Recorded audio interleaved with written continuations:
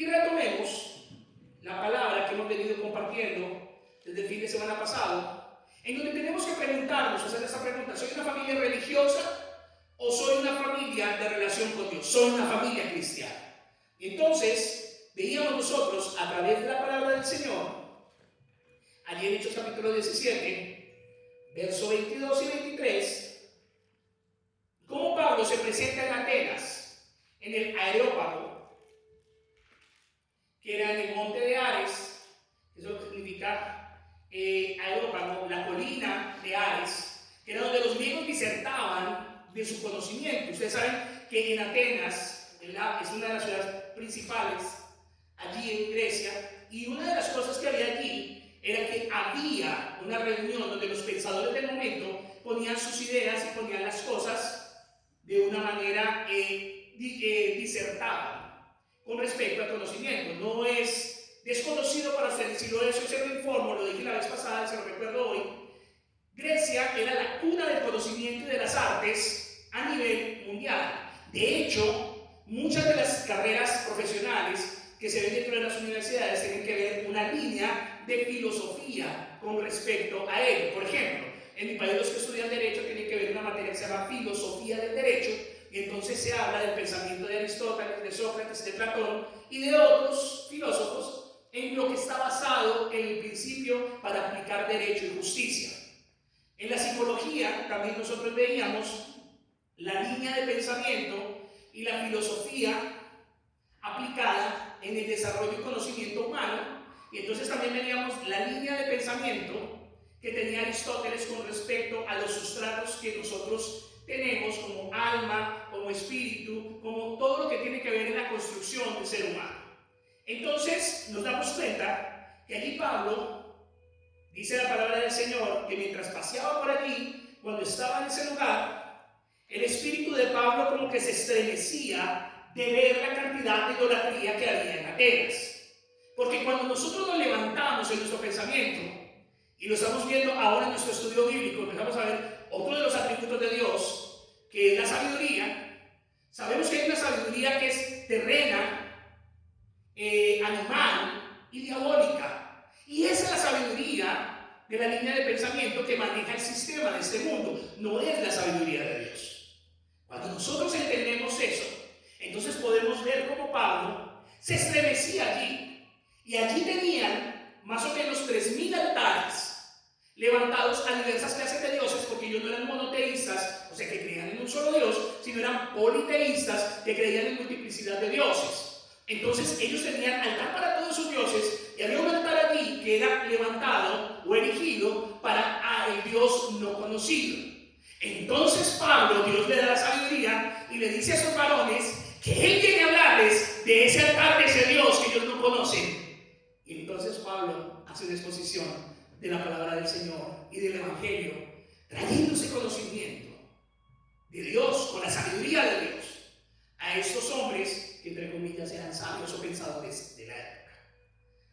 Poniéndonos en ese contexto, yo les invito a que leamos la palabra del Señor en el nombre del Padre, del Hijo y del Espíritu Santo. Hechos capítulo 17, versos 22 y 23, y dice la palabra del Señor: entonces Pablo, puesto en pie en medio del Areópago, dijo: varones atenienses, en todo observo que sois muy religiosos, porque pasando y mirando vuestros santuarios, allí también un altar en el cual estaba esta inscripción: al Dios no conocido, al que vosotros adoráis, pues sin conocerle es a quien yo os anuncio. Versículo 24: el Dios que hizo el mundo y todas las cosas que en él hay, siendo Señor del cielo y de la tierra, no habita en templos hechos ¿qué? Por manos humanas. ¿Quién es el templo de Dios hoy día? Mire, eso después diga yo. A veces hay unos que ya parecemos catedrales, pero nos toca empezarnos como a reducir, que parece que el cuerpito nos se nos fue un poquito más allá, ¿no? Versículo 25: ni es honrado por manos de hombres, como si necesitase de algo, pues Él es quien da a todos vida y aliento y todas las cosas. Versículo 26: y de una sangre ha hecho todo el linaje de los hombres, para que habiten sobre toda la faz de la tierra, y les ha prefijado el orden de los tiempos y los límites de su habitación. Y esto es bien interesante porque le estaba hablando a personas de línea de pensamiento avanzado y personas cultas, pero les está diciendo ahí que hay un Dios que ha prefijado, o sea que desde antes Él puso unos límites y puso un orden en el tiempo y los límites que el hombre podía traspasar. Entonces dice, pastor, pero hoy día tenemos tecnología y conocemos mucho. En los últimos 100 años se ha conocido y se ha desarrollado la humanidad más que en toda la historia del hombre. ¿Saben por qué? Porque la Biblia se cumple. Y dice que la ciencia en el último tiempo se va a multiplicar, pero no la ciencia del conocimiento de Dios, sino la ciencia del conocimiento humano, de esa sabiduría humana. Versículo 27. Para que busquen a Dios, si en alguna manera, palpando, tocando, puedan hallarle, aunque ciertamente no está lejos de cada uno de nosotros. Varones atenienses, en otra palabra, busquen a Dios, si de alguna manera ustedes quieren tocarlo, o quieren tenerlo, o quieren mirar sus obras, puedan hallarle, pero ciertamente no está lejos de ustedes. Él no está lejos de cada uno de nosotros, porque Él es omnipresente.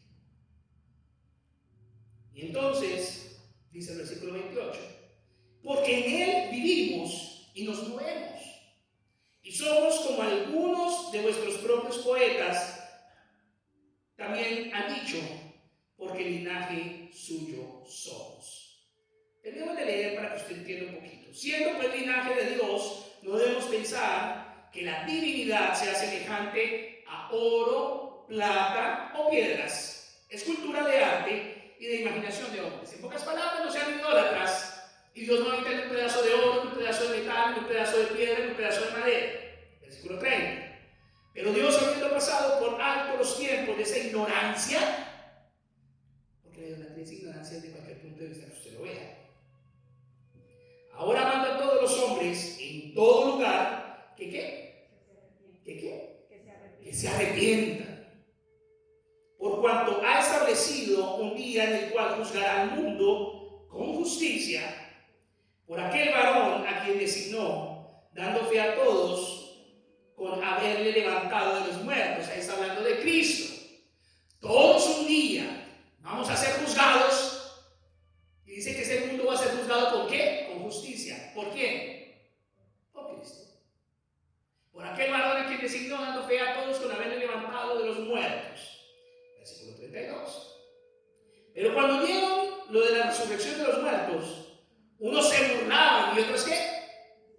Y otros decían, ya te oiremos acerca de esto otra vez. Y así Pablo salió de medio de ellos, mas algunos creyeron juntándose con él, entre los cuales estaba Dionisio, el Areopagita, una mujer llamada Damaris, y otros con ellos. Oremos. Padre, te damos gracias en el nombre de Jesús. Te proclamamos como Rey, Señor, y venimos delante de tu presencia, dándote gracias por lo bueno que tú eres. Bendecimos y proclamamos tu nombre, te bendecimos a ti, Señor. Te pedimos que tú actúes en el camino, Señor, con los muchachos del campamento, llévalos con bien, cuidar Marta y Abraham de regreso, guardarlos de la tormenta que está pronosticada para esos lugares, Señor. De igual manera te pedimos, Señor, por la vida de Claudia y Abelito, allí en Florida, tráelos con bien de nuevo a casa, guárdalos de todo peligro y accidente, Padre, pon tu mano en el nombre de Jesús allí, conforme a tu soberana voluntad. De igual manera, Señor, oramos por cada una de las personas que nos llegó hoy a este lugar, guárdalos, cuídalos, ayúdalos. Padre, sigue trabajando en la vida de Doña Refugio, en su salud, Señor, revitalízala, restablécela, levántala con mayor poder y con tu mayor gracia, Señor, para que ella pueda conocerte, pueda saber que tú eres el Dios de los cielos y de la tierra y pueda tener una mayor revelación de que tú eres. Solo tú conoces las intenciones y conoces las motivaciones, pero sobre todo, solo tú conoces el propósito por el cual has dejado un tiempo más en medio de nosotros. Te pedimos en el nombre de Jesús, Dios, que tú seas obrando. Trae a nosotros hoy sabiduría, trae un espíritu enseñable, que podamos ver por tu palabra, Señor, qué es lo que tú quieres decirnos en ese día, que podamos vernos a cara descubierta, al igual que estos varones atenienses se vieron a cara descubierta con el mandato de Pablo, que decía allí en la transmisión de lo que Dios quería, que se arrepintiesen y que pudieran conocer de primera mano el Evangelio. Edifícanos, exhórtanos y consuélanos según sea la necesidad, y que hoy, Señor, seamos establecidos en la verdad y en el poder de tu palabra. Te damos gracias en el nombre del Padre, del Hijo y del Espíritu Santo. Amén. Tome su lugar. Entonces, estamos trabajando, hablando, bajo la pregunta: ¿somos una familia religiosa o somos una familia con una relación con Dios? Y eso también puede preguntarse usted que me ve a través de las redes sociales y preguntarse: ¿soy yo una persona religiosa o soy yo quien tiene una relación con Dios?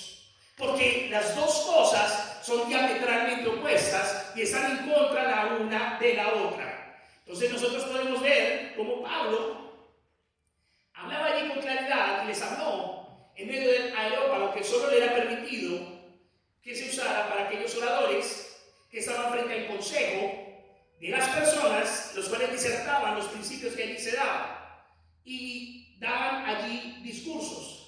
Pero nos damos cuenta cómo Pablo elige con cuidado sus palabras y con mucha sabiduría dice que les va a hablar de Dios o del altar del Dios no conocido.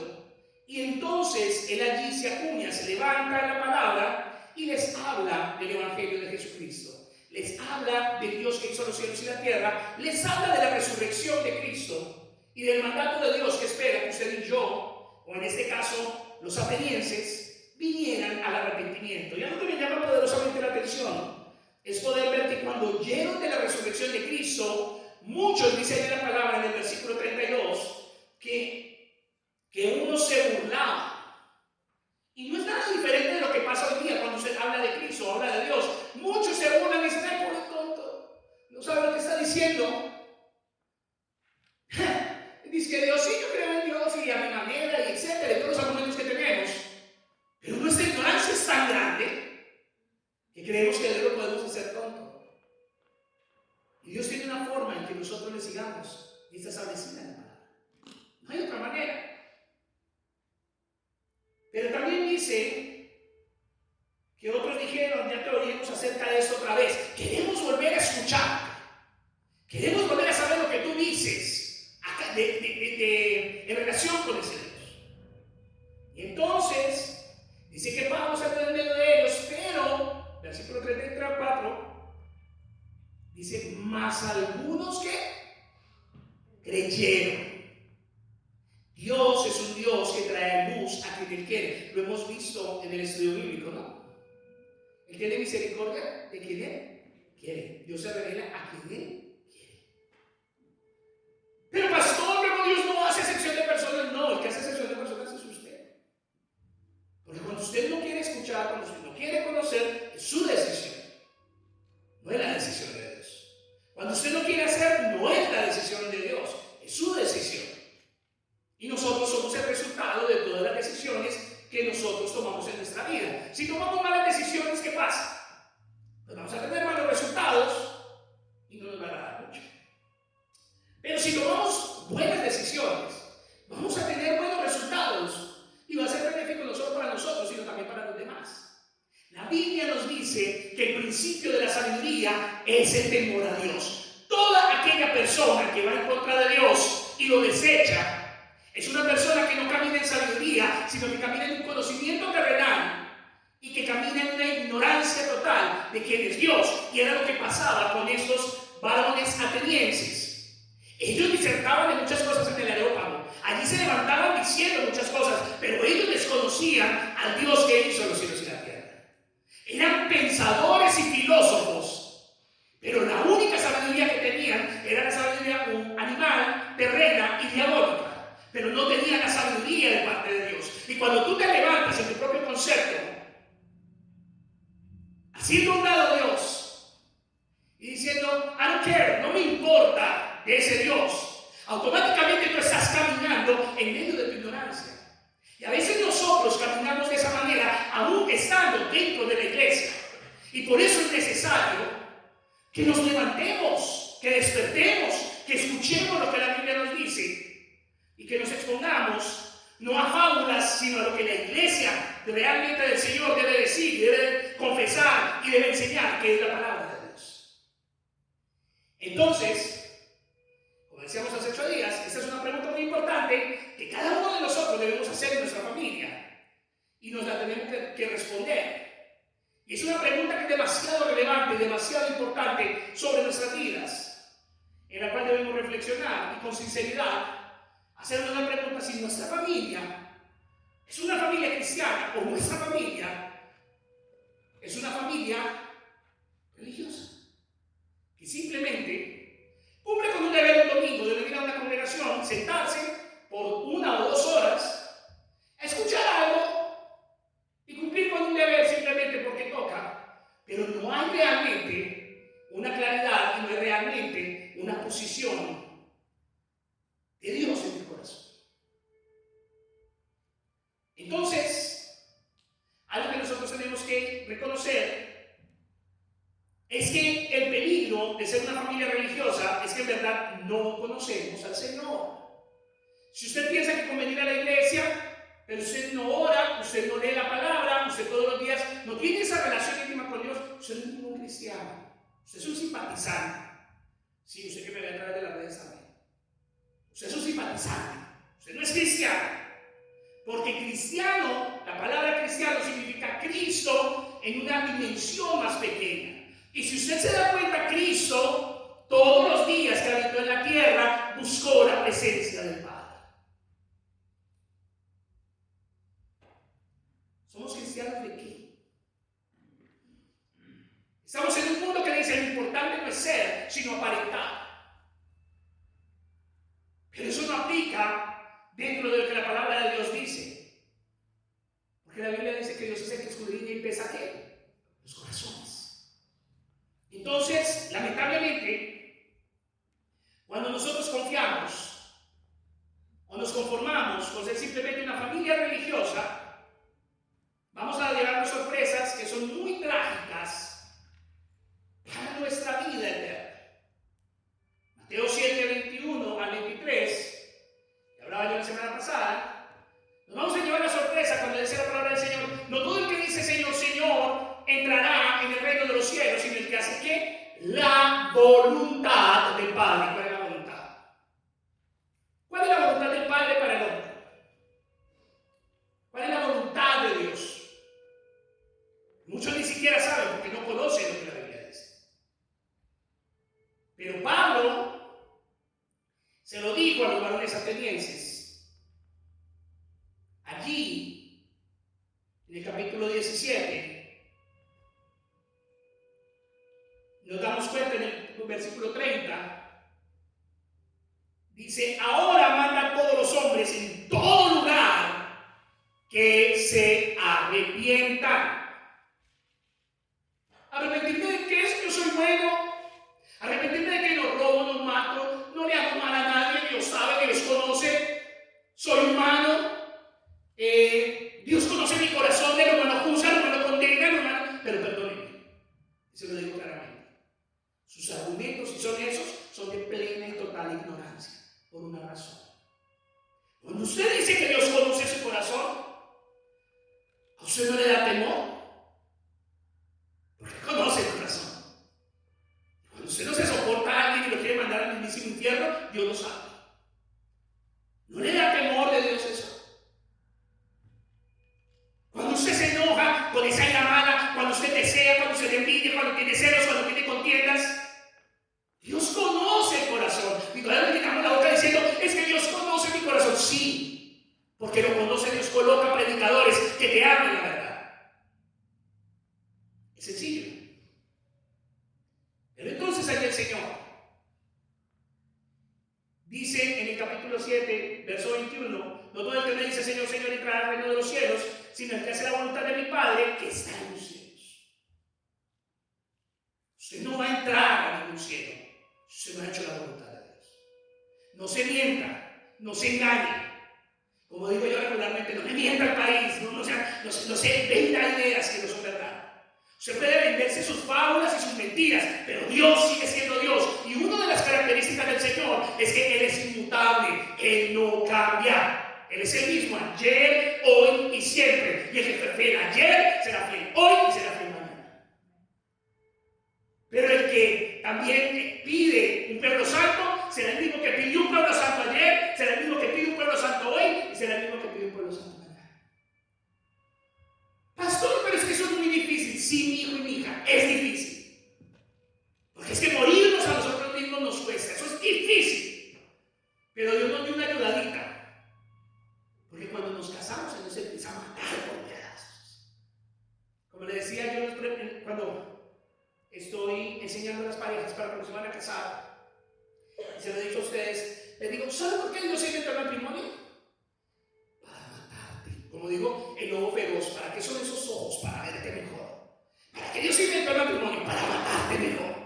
Porque cuando Dios te une a otra persona en el vínculo de matrimonio, en el vínculo de amor, Dios va en contra de ti. ¿En qué sentido?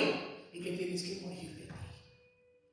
Ya no es más yo, ahora somos nosotros.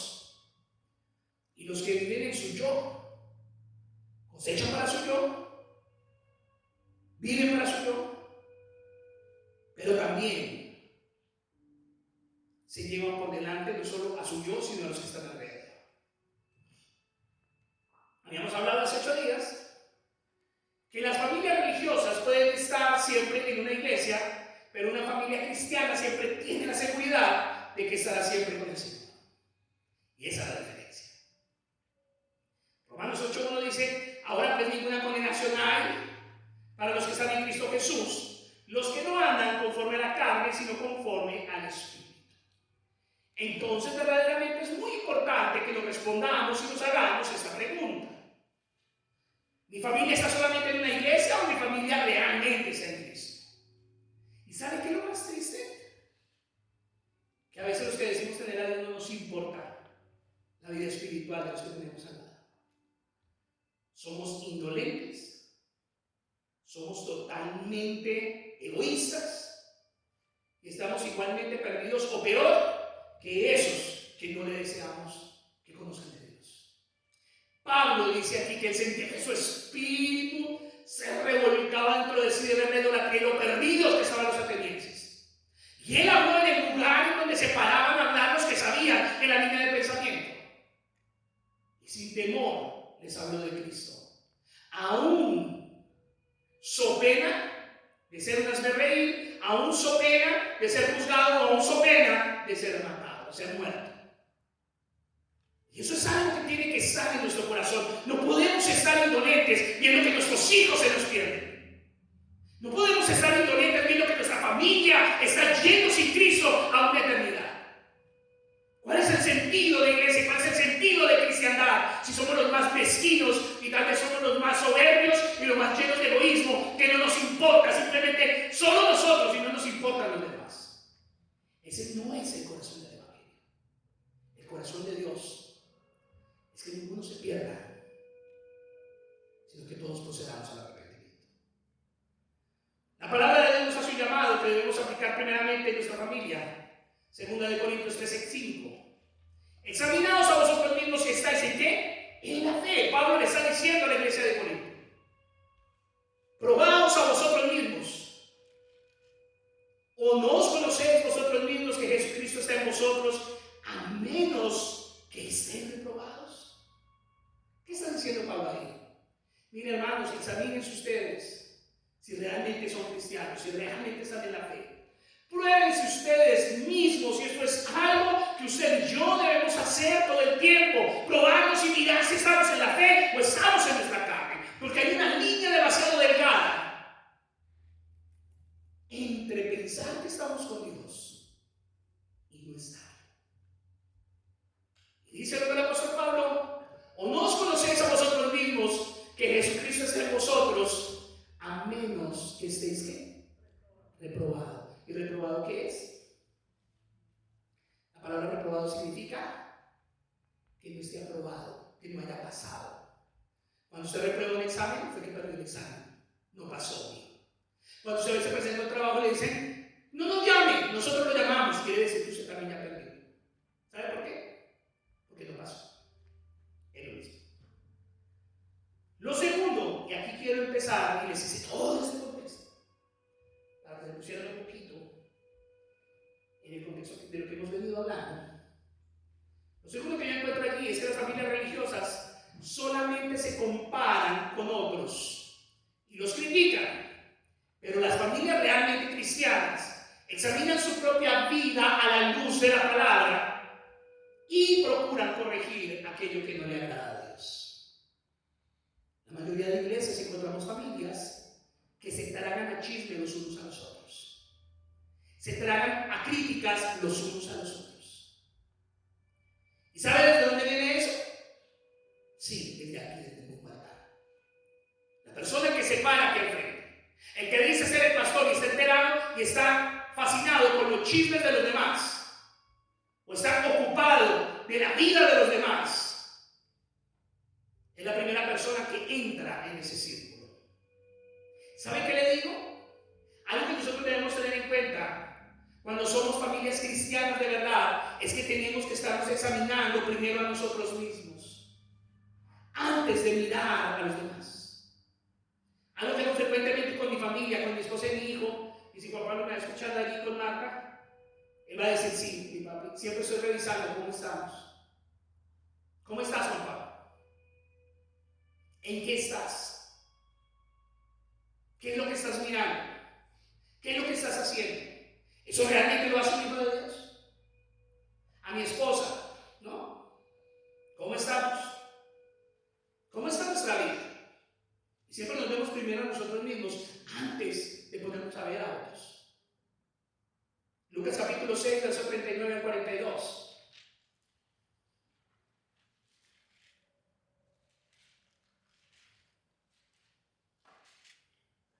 Dice la palabra del Señor claramente. Jesús estaba hablando claramente de juzgar a los demás. Pero dice ahí en el versículo 42, perdón, desde el 39 al 42. Vamos a leerlo del 37, que es donde empieza la palabra. Dice el versículo 37, no juzguéis y no seréis ¿qué? Juzgados. Pero aquí hay un problema. Porque lo que Jesús está enseñando es que no juzguemos la conducta de las demás personas. Porque primero tenemos que mirarnos a nosotros mismos. Pero Él no está diciendo que usted como iglesia y como hijo de Dios no puede juzgar. Dios nos llama a juzgar con justo juicio. Pero ¿cómo voy a juzgar con justo juicio? Si primero soy yo el que estoy en un déficit con respecto a eso. La palabra de Dios nos dice, y eso es algo que tiene tanto de largo como de ancho, que usted puede ver matando al niño. Usted que va a juzgar eso, usted calle. Usted no diga nada. En muchas iglesias, sí, muchas iglesias y muchos pseudopastores cometen automáticamente adulterio, robo, lo que sea. No, chico, no critique, ore por el siervo. No, la Biblia me dice que yo puedo juzgar. ¿Y qué voy a juzgar yo? La doctrina. ¿Qué voy a juzgar yo? La posición incorrecta. Lo que yo no puedo hacer es condenar. Eso es diferente. Pero no sé si usted sabe, usted que me ve a través de las redes sociales, si yo como pastor caigo en una situación de adulterio, estoy descalificado, escúcheme bien, de por vida para volver a servir a Dios. Eso es lo que la Biblia me dice. Esos que adulteran con una, tienen una moza, pero en mi país se dice moza, amante, concubina, etc. Que se durmió a la hermanita, que se durmió a la otra, y que se durmió a aquella. Perdón, eso es un sinvergüenza miserable que no conoce la palabra de Dios.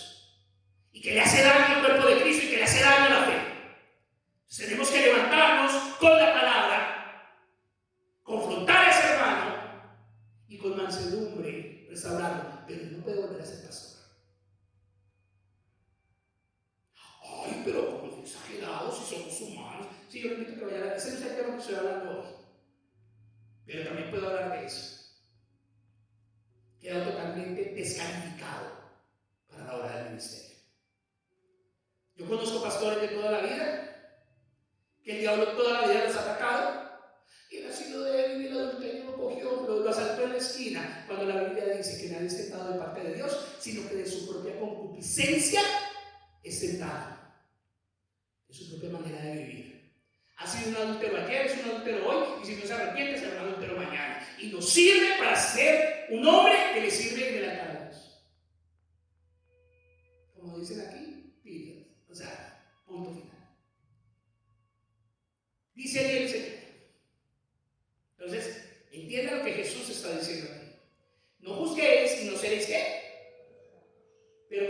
hizo Jesús cuando usted entra en juicio condenando a los demás?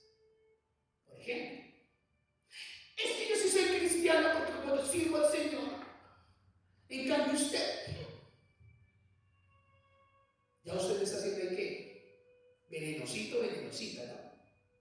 Y usted está emitiendo un juicio de valor sobre esa persona. O cuando alguien no ha venido, y ese milagro que viene por acá. No, esa no es la idea nuestra. La idea es alegrarnos. Qué bueno que te veo. Dale un abrazo. No juzguéis y no seréis juzgados, no condenéis y no seréis ¿qué? ¿Qué dice? Perdonad. ¿Y seréis qué? Porque es que nos gusta la ley del embudo. Lo ancho para nosotros y lo angosto para otros. Ay, nosotros cuando nos dicen algo nos pegamos una ofendida y nos cuesta dejarla ahí. Pero cuando yo le ofendo a alguien, si quiero que me perdone, es así, sino también me no. O sea, por donde lo vea voy perdiendo, ¿no? No es así. Versículo 38. Dad y se os dará. Medida buena, apretada, remecida y rebosando. Darán en vuestro regazo, porque con la misma medida con que medís, os volverán ¿qué? A medir. Y ahí habla de la condición del corazón hipócrita. Hermanos, no mientan, porque no es de Dios. Pero el primer mentiroso soy yo, viejo hipócrita. Y ahí es lo que voy a tener yo, medida rebosada, apretada, remecida, en mi regazo, porque con la misma medida que yo estoy viendo a ustedes, me van a medir a mí. Amén. Ahí sí no me gustó. Y eso que me puse yo como ejemplo. Versículo 39. Y les decía en una parábola. Les decía una parábola. ¿Acaso puede un ciego guiar a otro ciego? ¿No caerán ambos en el hoyo? El discípulo no es superior a su maestro, mas todo el que fuere perfeccionado. Ay, el Señor se habla de perfección, mis amados. Pero perfección significa madurez. Ya lo he visto por la Biblia. ¿Será como quién? Como su maestro. ¿Por qué miras la paja que está en el ojo de tu hermano y no te echas a ver la viga que tienes en tu propio ojo? Si se da cuenta como Jesús lo explica, ya mejor. Antes de usted ver la viga que hay en el ojo de su hermano, mírese la viga que tiene. Mírese primero usted mismo y mírese a la luz de la palabra. Cuando usted ya se mira, cuando usted se da cuenta que no, entonces usted se puede reconvenir al hermano o a la hermana y exhortarle en amor. ¿Y qué es exhortarle en amor? Que llegan y se le desocupan a usted y se le vomitan con todo lo que les parece y después, ¿y si el amor del Señor, hermano? Le meto 20 puñaladas en el amor del Señor. No se preocupe. Eso se llama hipocresía y falsedad. Yo creo que cuando usted y yo nos equivocamos, lo primero que tenemos que hacer es arrepentirnos y reconocer. Y lo segundo, si alguien nos dice que con humildad podamos ser reconvenidos y podamos entender y ser restaurados en la vida. Porque a veces nos creemos los non plus ultra, los que no fallamos, ¿no? En una pareja por lo general la que falla es usted, o ella le dice a él, usted es aquí el nefasto, el soberbio, usted mire a ver. Cuando ven que la señora, mejor dicho, camina pegada a las paredes, ¿no? Versículo 42. ¿O cómo puedes decir a tu hermano, hermano, mire lo que hace Jesús, déjame sacar la paja que está en tu ojo, no mirando tú la viga que está en el ojo tuyo? ¿Qué dice? ¿Qué dice? Pero dilo sin miedo, ¿qué dice? Lo dice, no yo. Hipócrita. Saca primero la viga de tu propio ojo y entonces verás bien para sacar la paja que está en el ojo de tu hermano. ¿Qué está diciendo Jesús? ¿Jesús está diciendo que no juzgues? No. Lo que le está diciendo primero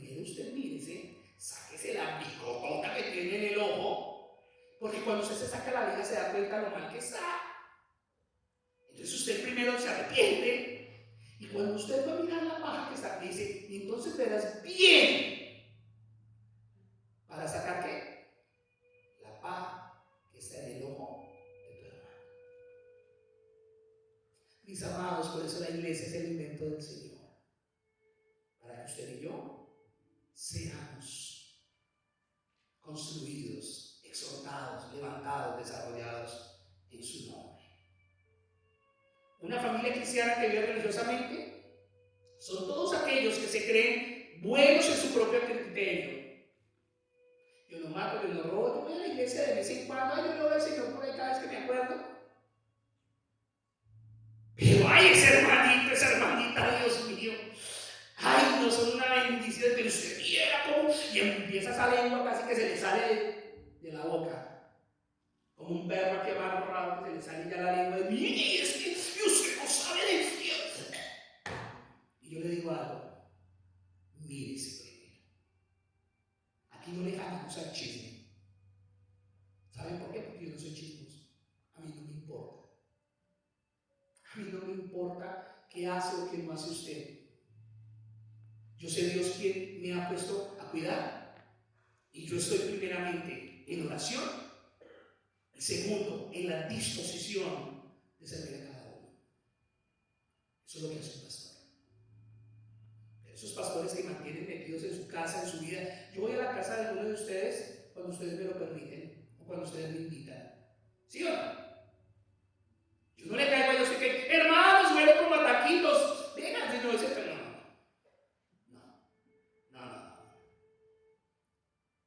Yo voy si usted me lo permite. Y siempre, en 22 años que llevo como pastor, nunca he aparecido en la casa de nadie sin antes avisar. Soy una persona que yo le llamo y le digo, ¿será que podemos vernos? Y es más, por lo general, cuando yo me veo con alguno de ustedes, nos vemos en un cafecito o en algún lugar público, está bien. Pero esta familia que vive religiosamente, ellos se quedan buenos en su propio concepto todos. Ay, somos felices, la familia feliz, hasta que no están que se matan. ¿Cierto? Nos amamos como nunca y nos destruimos como siempre. Son tóxicos. Esa palabra está de moda. Somos tóxicos en nuestra convivencia. ¿Sabe qué es una de las cosas que mi hijo nos dice a la mamá y a mí? Él dice, yo los amo tanto a ustedes. Juan Pablo no está esperando cumplir 18 años para largarse a la casa huyendo. No. Porque en nosotros se encuentra el amor de padres, pero sobre todo el amor de Dios. Y en Alicia y yo somos un balance. Ella es la mamá gallina, la mamá que está allí, no importa mi niño. Anoche estaba alistándole la maleta para que mi niña. Yo no le he visto maleta a nadie. Yo le digo, vaya, vístela, mi amor. Y cuando vaya usted a destaparme y le falta, ¡ay, no trae! Ese ahí va a mirar qué le faltó y va a aprender. Hoy estábamos aquí, a mostrar la maleta. Él dice, ay, yo pensé que me estaba diciendo que le iba a bajar la maleta del carro. Perdón. Es que ya es en Colombia decimos un buen varón, ya es un muchacho que puede ponerse más. Cuando nosotros vamos al mercado, que compramos, cuando podemos agua o alguna cosa, ¿sabe quién sube el mercado? Él. ¿Sabe por qué?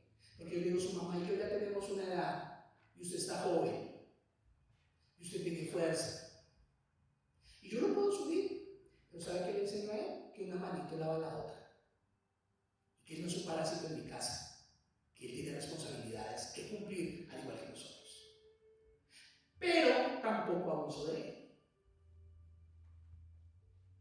Y por eso Juan Pablo dice, yo quiero estudiar mi universidad aquí, yo no me quiero ir para ningún otro lado. Pero a veces nosotros los papás somos los culpables de que nuestros hijos no amen a Dios. ¿Saben por qué? Porque no nos ven a nosotros amar. Queremos exigirles a ellos algo que nosotros no hacemos. Miramos la paja que está de cuando de nosotros juega ¿qué? El bigonón. Y después, ¡ay, usted está perdido! ¡Ay, usted cómo es! Pues claro, se está viendo a usted. Porque solamente ven los errores de los demás, pero no ven lo que tienen que mejorar y cambiar en su propia vida y en su propia familia. Somos una familia religiosa cuando nos creemos tan buenos que nos pensamos con todo el derecho para juzgar, criticar y señalar el error de otras familias. Cuando tenemos la posición primero de juzgar de afuera, señalar de afuera, antes de vernos a nosotros mismos. Cuando queremos juzgar a los demás, pero no reconocemos nuestros errores. ¿Aló? Cuando estás en tu trabajo y ves a los demás que no soportas, primero mírate tú qué tan insoportable eres o eras. Cuando estás en medio de tu familia, con la sobrina, prima, hermana que no te puedes ver y lo gorda que te cae, mírate primero qué tan insoportable, gordo, gorda, pesado, pesada eras tú. Porque nosotros muchas veces no queremos ver, no vemos o no queremos ver nuestros errores o las injusticias que ocurren en nuestra propia casa. Porque a veces somos injustos con los de nosotros mismos.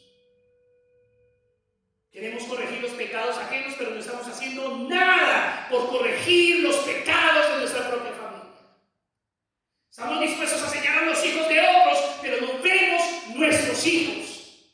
Estamos interesados en ver las parejas de afuera y señalar a los de afuera, pero no nos vemos nosotros. Primera de Samuel capítulo 3, verso 12 al 13.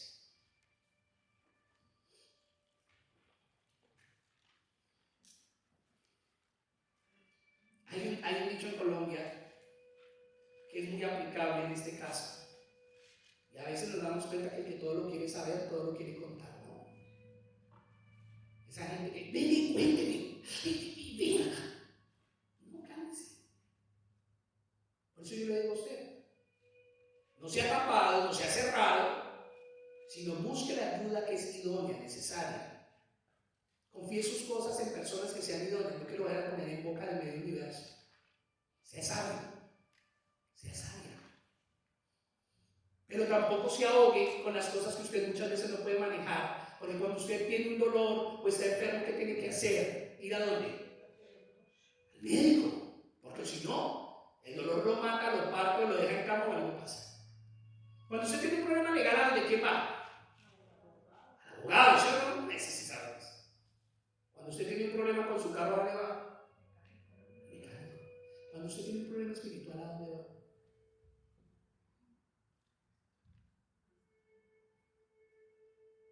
Dios.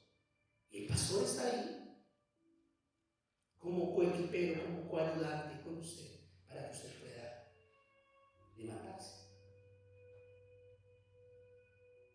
Los que me conocen saben que si de algo puede esperar usted de mí, la verdad. Y yo soy claro, directo. Yo no soy de razones ni de ponerme a dar ruedos o vueltas, no. Pero usted se va a dar cuenta siempre que yo le voy a hablar a usted con amor, aunque le hable con firmeza, siempre le voy a hablar con amor y consideración. Y ustedes pueden decir que a varios les he dicho muchas cosas y me ve usted cambiar con usted, me ve usted ser diferente, me ve usted dejarlo a un lado y como no me importa. Antes a veces las personas a las que les digo son las que toman esa posición como de, no, yo me acepto igual, yo me amo igual. Y yo espero en el amor de Dios que ustedes un día cuando me vean a mí medio loco por ahí, y yo se lo he dicho a Carlos, cuando usted me vea payaseando loco por ahí, háganle un favor a la humanidad y pásenle su carro por encima. Yo le dejo firmado un papel que usted está libre de toda culpa.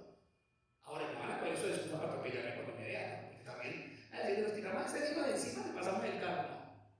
Lo que quiero decir es que yo tampoco estoy exento. Yo como pastor necesito que usted ore por mí. Yo no soy aquí la vaca sagrada, el mandacallado, la última palabra, no. Soy uno que el Señor llamó para estar aquí.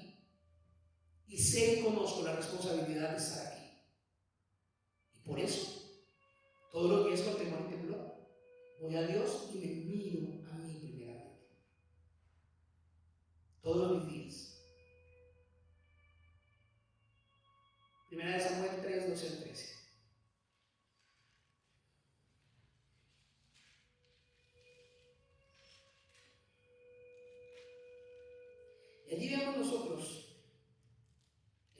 de Samuel, pero en el versículo 12, Dios le habla a Samuel lo que iba a hacer con Israel. Porque Samuel había sido llamado por Dios como profeta.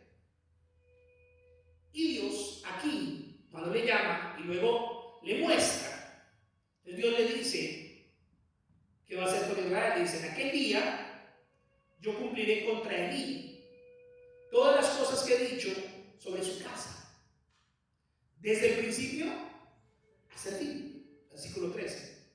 Y le mostraré que yo juzgaré su casa para siempre por la iniquidad. ¿Qué? Ay, yo le digo a Samuel: mira, la iniquidad de Eli fue esto, y se vomitó. Dice: no. Le digo: yo voy a juzgarlo por la iniquidad que ella ¿qué? Sabe. Porque sus hijos han ¿qué? Blasfemado a Dios. ¿Y qué? Ay, papá, mamá, si ustedes ven que sus hijos están perdidos, si ustedes no les estorban, pobrecitos de ustedes, de verdad. Hijitos míos, si sus papitos les estorban, les dicen que por ahí no es, así se pongan parados, se desdoblen y se vuelvan a enderezar, ellos están haciendo lo correcto. Juan Pablo muchas veces en casa llega y quiere mirar algo en televisión. Y en estos días se halló con la sorpresa de que lo que veía en televisión ya no lo podía ver. Porque ya no había la suscripción. Una persona aquí nos compartió la suscripción que tenía con esas cosas de Netflix y ¿cómo se llama la otra? Disney Plus. Y entonces la persona que lo contrata, que lo paga, y nos compartían ¿cómo se llama eso? La contraseña, ¿sí? Pues la persona decidió no seguir y me pareció perfecto. Cuando él fue a mirar, ya no pudo. Y yo muchas de las cosas que él estaba tratando de ver ahí, aunque yo lo veía que estaba viendo, ¿qué estás viendo tú? Ay, no, pero eso no tiene nada de malo.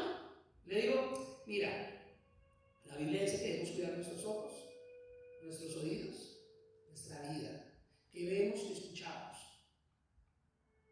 porque eso nos influencia. Y yo le digo a él: ¿qué andas mirando? Él tiene su teléfono y le digo: ¿qué andas viendo? Él tiene ligado el teléfono con la mamá y nosotros podemos ver todo lo que él hace con el teléfono. Porque eso es lo que me compete a mí. Que se amargue, que le guste o no le guste, lo siento, yo estorbo. Le hago peso para que él busque a Dios, siga a Dios, camine con Dios. ¿Queremos tener hijos buenos? Miremos. ¿Queremos tener hijos que amen a Dios? Miremos. ¿Queremos que nuestros hijos no caminen en malos caminos? Estorbémosles. Pero de una buena manera.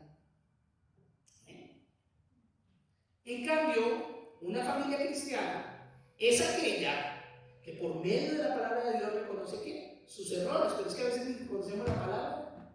Decimos que somos cristianos y no conocemos ni lo que Dios dice. Y esa familia se arrepiente y busca ayuda, primeramente de Dios, para poder corregir lo que no es agradable para él. Procura enderezar todo aquello que está torcido, procura poner en orden todo aquello que no lo está. Eso es lo que yo hago todo el tiempo con Juan Pablo, eso es lo que hago todo el tiempo con Alicia. ¿Les guste o no les guste? Ese es mi deber. En la iglesia, yo los cuido. Y yo ando pendiente. Y yo ando ahí. Que yo no diga muchas cosas, no quiere decir que las desconozca. Yo creo que más de uno se lleva una sorpresa cuando le he hablado de cosas específicas que solo él sabía. ¿Y cómo sabe usted? Porque yo oro por cada uno de ustedes. Ese es mi deber. Pero no voy más allá de donde ustedes mismos lo permitan. ¿Saben por qué? ¿Dios los obliga a ustedes? Usted ve a Dios forzándolos y diciéndoles: vayan a la iglesia porque me los voy a tragar o les voy a hacer. No. Si Dios no hace eso, ¿quién soy yo para hacerlo? Yo no les gobierno sus vidas son suyas. Pastores que me ven,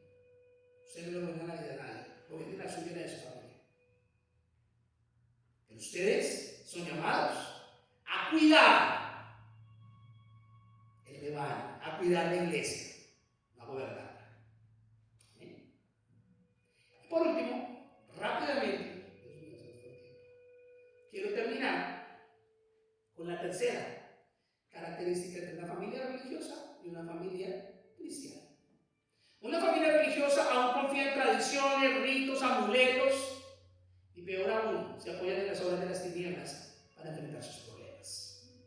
Pero una familia cristiana es la que confía únicamente en Dios y se apoya en Dios y su poder.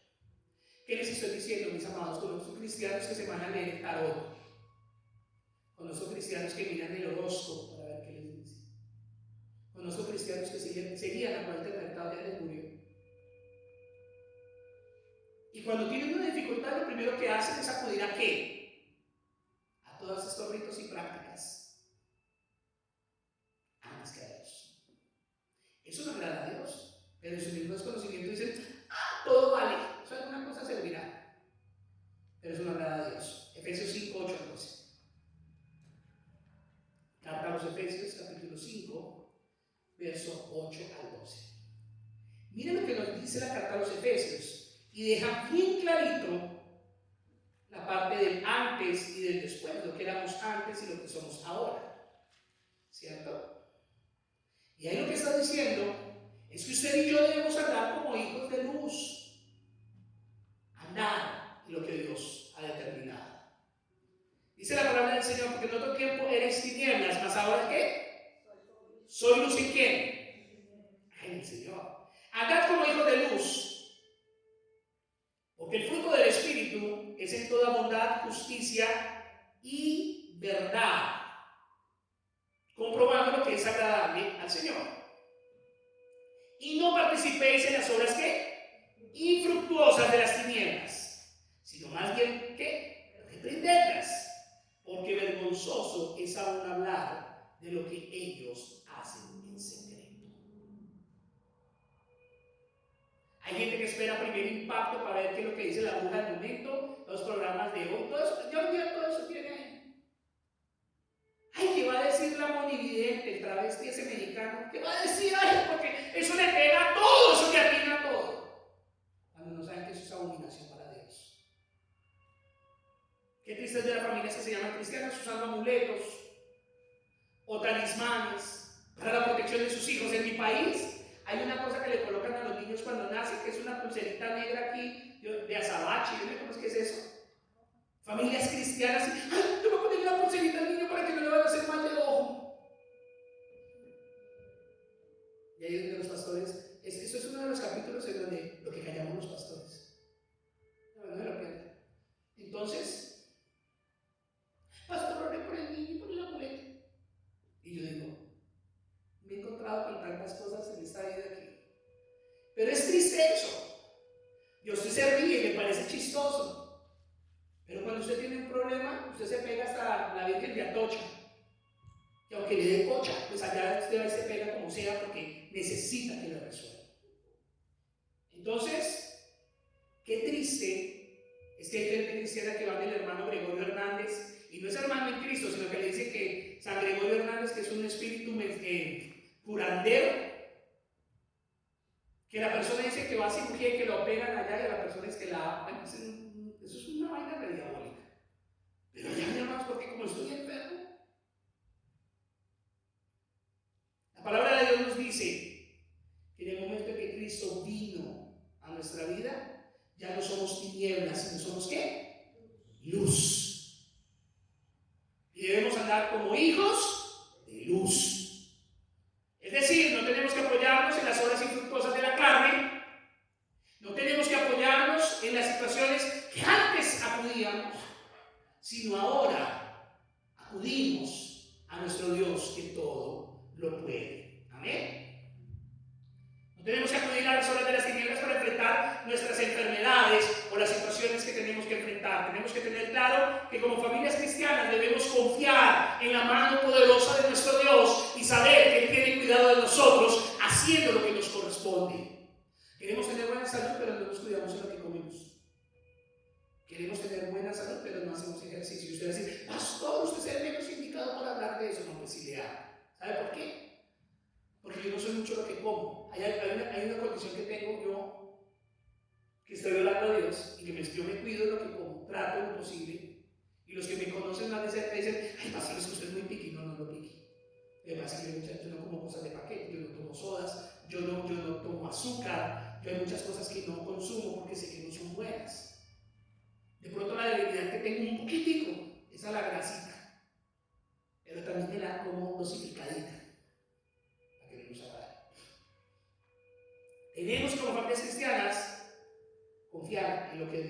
ha hecho. Mateo capítulo 16, verso 18. Desde el momento que nosotros nacemos en Cristo, nacemos de nuevo y Él es nuestro Señor y Salvador, nuestra vida le pertenece a Él y somos nuevos en Él y hacemos parte de su iglesia. Y si nuestra familia forma parte de la iglesia del Señor, entonces podemos tener la plena seguridad que ni aún el enemigo mismo del mismo infierno puede prevalecer en contra nuestra. ¿Por qué? Porque las puertas del Hades no prevalecerán contra su iglesia. Y si usted es iglesia del Señor, el infierno no va a permanecer o no va a prevalecer en su contra. Amén. Estamos bajo la cobertura y el cuidado de nuestro Dios. Mateo 16, 18. Y yo también te digo que tú eres Pedro, no yo, Pedro el apóstol. Y sobre esta roca edificaré mi iglesia. Y la gente está tropezando mucho porque Pedro le dijo al Señor: ¿quién dices que soy yo? Cristo, el Dios viviente, Hijo del Dios viviente. Entonces el Señor le dice ahí: y yo también te digo que tú eres Pedro. Y sobre esta roca, o sea, sobre la verdad que Pedro dijo que Jesús era el Hijo de Dios, es el fundamento. Entonces Jesús dice: sobre esta roca edificaré mi iglesia. Y mucha gente dice que Pedro es la roca, y la iglesia católica romana tradicional tiene esto acuñado ahí. Y dice: las puertas del Hades, ¿qué? No prevalecerán contra ella, o sea, contra la iglesia del Señor. Como conclusión, mis amados, ¿somos hijos de Dios? ¿Somos realmente cristianos o somos simplemente religiosos? ¿Somos familias religiosas o somos familias cristianas en una relación genuina con Dios? Es bueno que nos lo preguntemos. Es bueno que lo miremos. Porque tú le dedicas tu vida y tu energía a todo menos a Dios.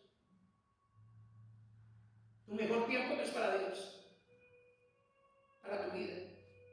Porque muchas veces nosotros somos el mismo obstáculo para que Dios obre. El mejor tiempo, la mejor fuerza, la mejor vida, lo mejor de todo, se lo debes dar a Dios. A lo que sobre, vaya y métasela a las películas, vaya y métasela a su diversión, vaya y métasela a lo que usted quiera. Pero a veces hacemos al revés. No importa si nos da la madrugada viendo, jugando, haciendo de todo. Pero cuando venimos para Dios estamos peor que... Yo le digo a veces: estoy como mascado de perro. ¿Sabes? Los perros pueden mascar algo que... Yo veía que eran unos perritos chiquiticos que tienen un huesito y mascaron el huesito hasta que se lo desmoronaron. Y a veces así estamos nosotros. Que hoy podamos nosotros mirar. Y usted que me ve a través de las redes sociales, realmente pregúntese si usted es cristiano, realmente pregúntese si usted es hijo de Dios, o simplemente es un religioso más. Porque el día que usted comparezca delante de Dios, se puede llevar sorpresas. El Señor nos ha hablado en su palabra y Él ha dejado establecida su verdad para que usted y yo podamos vivir, caminar y ser una muestra del amor de Dios en esta tierra. Pongámonos de pie en esta hora. Vamos a orar.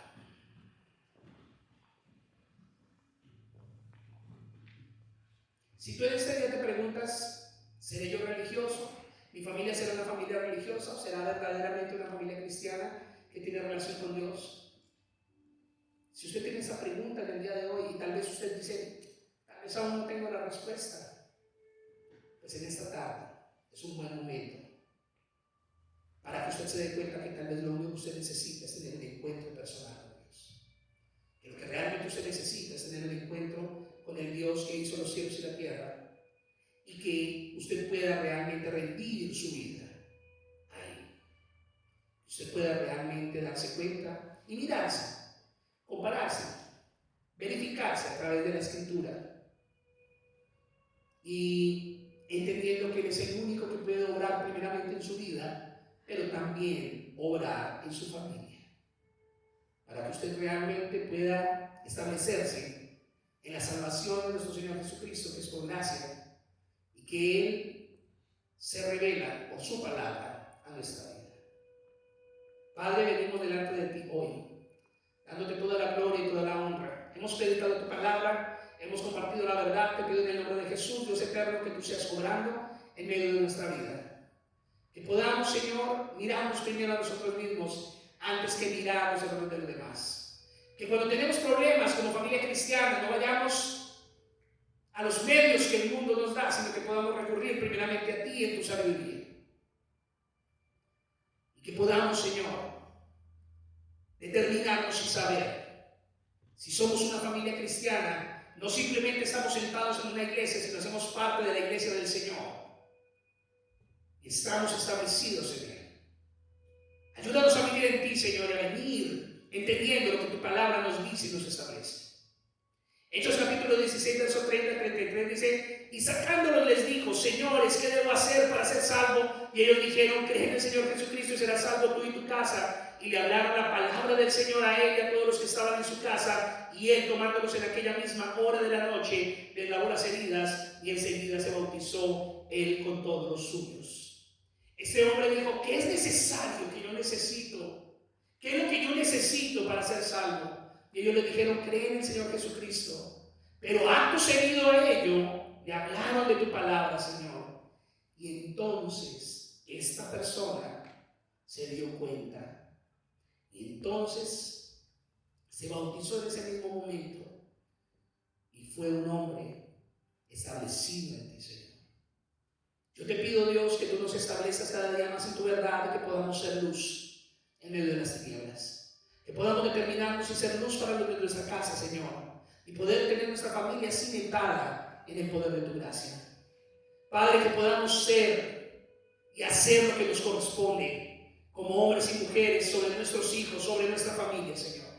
Y que podamos ser luz en medio de las tinieblas. Yo te pido en el nombre de Jesús, Dios eterno, que tu palabra nos redarguya y nos lleve, Señor, pensando y meditando en ella. Y que podamos saber establecer que tú eres nuestro Dios sobre nuestra vida. Ayúdanos, Señor, edifícanos y llévanos con bien a casa. Guárdanos de manera especial a todos aquellos que ven las redes sociales, Señor, que puedan entender y saber que tú eres un Dios que mira el corazón. Y al mirar el corazón no puede ser engañado, porque tú conoces la motivación y la intención de nuestras obras.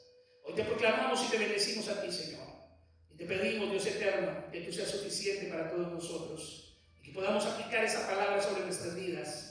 Al igual que Pablo fue allí a los atenienses y les predicó el Evangelio, hablándoles de que ellos eran religiosos por cuantos todos los altares que encontró allí, pero él les habló del Dios desconocido, el Dios único y verdadero, el Dios de la Biblia. Señor, que podamos ser luz para nuestras casas y que podamos, Señor, conducir a nuestras familias de tu mano, Señor, bajo el buen consejo de tu palabra. No desde nuestra retórica o nuestras propias palabras, sino desde nuestra evidencia, Señor. Que no provoquemos a ir a nuestros hijos, sino que realmente les estorbemos con el Evangelio para que ellos puedan reconvenirse y mirar sus actuaciones. Pero los primeros que tenemos que estar en Cristo somos nosotros, para que el destino de nuestra familia esté establecido en la dirección correcta. Padre, te bendecimos y te damos gracias en esta hora. Bendice nuestra vida, ponemos esta semana en tus manos. Te pedimos que nos guardes y nos cuides y nos pongas con bien, Señor. Y si es tu voluntad, el próximo miércoles nos encontraremos en este lugar para orar y clamar, Señor. Y el próximo viernes en nuestro estudio bíblico, conforme a tu soberana voluntad, y el próximo domingo ya estaremos dándole comienzo al mes de junio, Señor. Al sexto mes de este año que ha ido tan rápido, Dios. Tu palabra dice que tú has acortado los tiempos a causa, Señor, de tus hijos, de los escogidos. Ayúdanos, Señor, a vivir en ti, a caminar en ti, a poder, Señor, desarrollarnos conforme a tu plan y propósito. Bendice la vida y los hogares de cada uno de mis hermanos. Bendice la vida de mi refugio. Bendice la vida de los que están de viaje, Señor. Y que el poder de tu gracia, Señor, nos sostenga de manera especial. Te bendecimos y te proclamamos como Rey. Y te damos gracias en el nombre del Padre, del Hijo y del Espíritu Santo. Amén. Si usted está ubicado aquí en la ciudad de Omaha, Nebraska, estamos ubicados en el 144 Broad Street, en el sector de Miracle Hills. Verdad y vida es un lugar fácil de encontrar, pero difícil de olvidar. Dios les bendiga.